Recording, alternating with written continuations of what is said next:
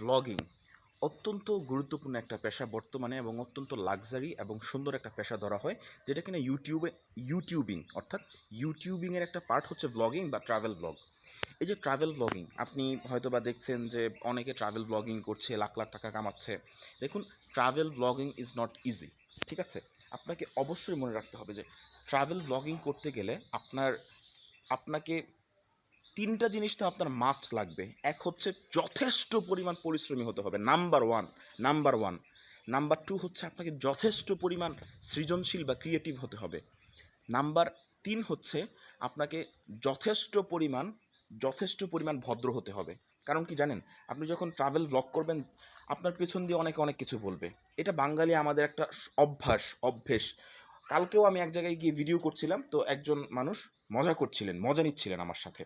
ঠিক আছে, আমার সাথে আরেকজন ছিল, তো মজা নিচ্ছিলেন আর কি আরেকজন মানুষ। তো এটা হচ্ছে আমাদের একটা অভ্যাস। আমি তাকে কিছুই বলিনি, আমার দরকার নেই, সে তার কাজ করছে, আমি আমার কাজ করছি। তো এটা হচ্ছে বিষয়।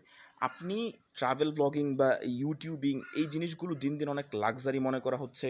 ইউথদের মধ্যে বা যুবকদের মধ্যে অনেক বেশি ক্রেজ তৈরি হচ্ছে।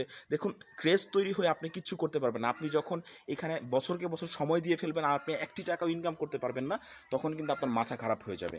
তাই এই সব কিছু বিবেচনা করে কিন্তু আপনাকে এগুলোতে নামতে হবে। Best of luck. আসসালামু আলাইকুম।